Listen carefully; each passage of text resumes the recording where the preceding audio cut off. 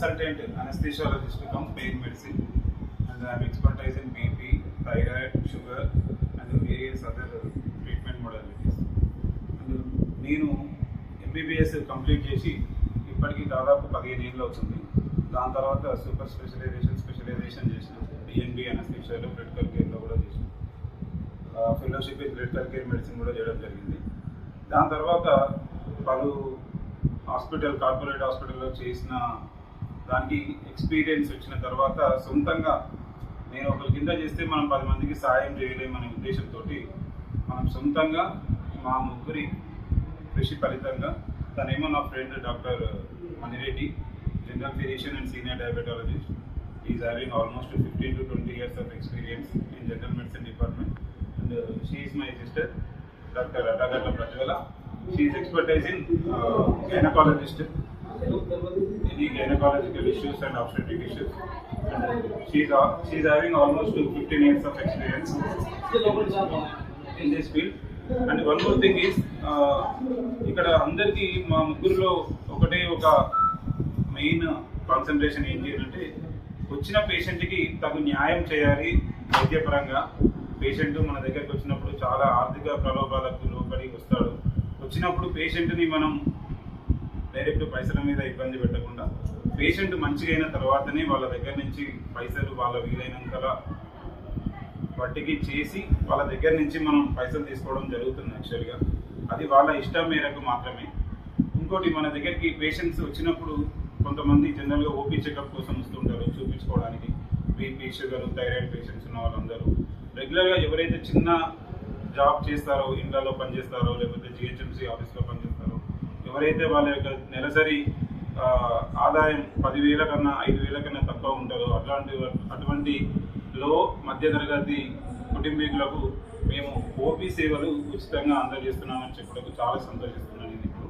ఇంకోటి, అలా వాళ్ళకు ఒకవేళ థైరాయిడ్ కానీ, బీపీ కానీ, షుగర్ కానీ ఏదైనా ఉంటే ప్రతి 3 నెలలకు 6 నెలలకు టెస్టులు చేయించుకోవాల్సి వచ్చిన ఎడల మనం దాంట్లో కూడా ఫ్లాట్ 50% బయట తపాడియా కానీ వేరే డయాగ్నోస్టిక్ సెంటర్స్ కన్నా చాలా తక్కువ రేంజ్లో తక్కువ ఖర్చుకు టెస్టులు చేసి అవసరమైనటువంటివి చేసి వ్యాధి నిర్ధారణ చేసిన తర్వాత వారికి కావాల్సిన ట్రీట్మెంట్ కూడా ఇవ్వడం మా హాస్పిటల్ యొక్క ముఖ్య ప్రత్యేకత.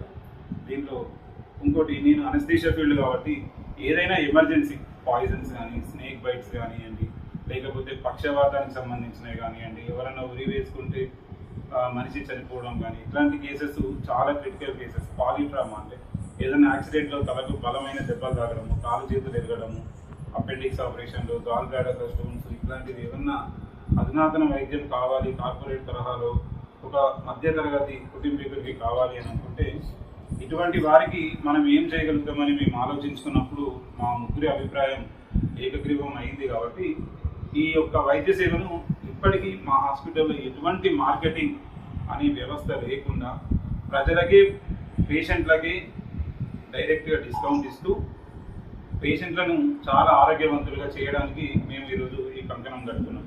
ఇంకోటి, ఈరోజు నటరాజు అకాడమీ ఫౌండేషన్కి గిరి బ్రదరు మన హాస్పిటల్కి తరఫున ఏదైనా ఏ హాస్పిటల్ అయినా సరే మంచి చెడు అనేది ఉండడం సహజం.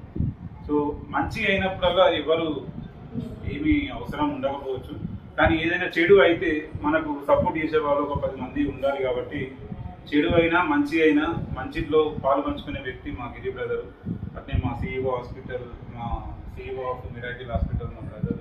మేమందరం అన్నదమ్ములుగా కలిసి పనిచేస్తూ 10 మందికి ఈ కార్పొరేట్ తరహాలో వైద్య సేవలు, CT స్కాన్లు కానీ, ఎక్స్రేలు కానీ, అల్ట్రాసౌండ్ కానీ, ఏ స్కాన్, 2D, ఈకో, డాప్లర్, ఎటువంటి స్కానింగ్ పరీక్షలు కానీ ఇవన్నీ మన దగ్గర అందుబాటులో ఉన్నాయి. ఇవన్నీ మేము సొంతంగా డబ్బులు పెట్టి కొని 10 మందికి ఎవరికి కమిషన్స్, ఇప్పుడు ఏదన్నా టెస్ట్ పంపిస్తే కమిషన్లు ఇచ్చుడు, పేషెంట్ పంపిస్తే కమిషన్లు ఇచ్చుడు, ఇట్లాంటి వ్యవస్థకు మేము చాలా దూరం యాక్చువల్లీ.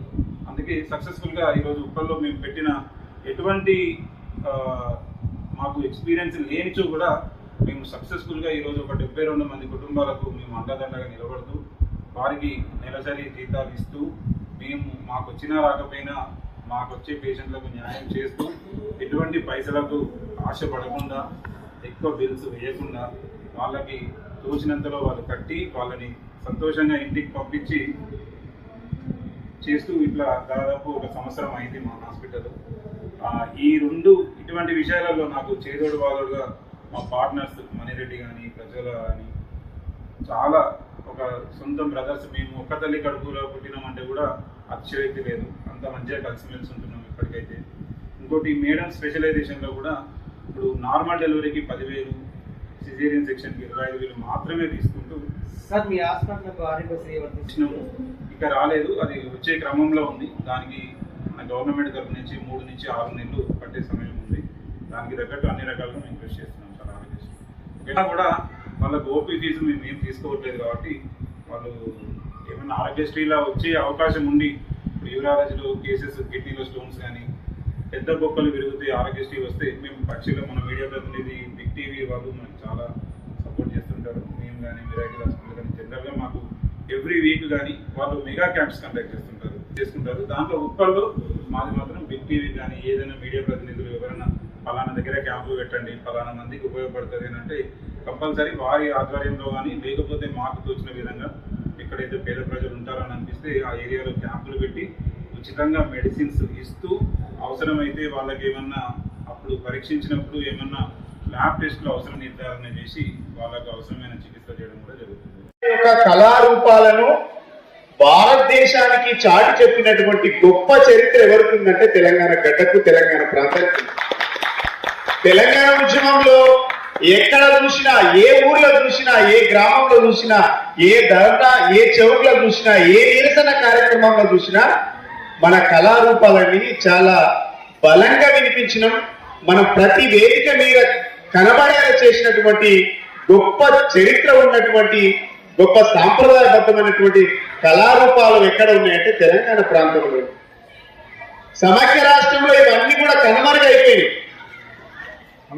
టికెట్ల కోసం ఎంత ఇంట్లో గొడవ చేసి పోతున్నారో సినిమాకు వెళ్ళాలని, అల్లు అర్జున్ సినిమా చూస్తే, ఇంకో జూనియర్ ఎన్టీఆర్ సినిమా చూడాలంటే, పిల్లలందరూ కూడా మహేష్ బాబు సినిమా చూడాలంటే, ప్రభాస్ సినిమా చూడాలంటే ఇంట్లో తల్లిదండ్రులతో గొడవ చేస్తారు.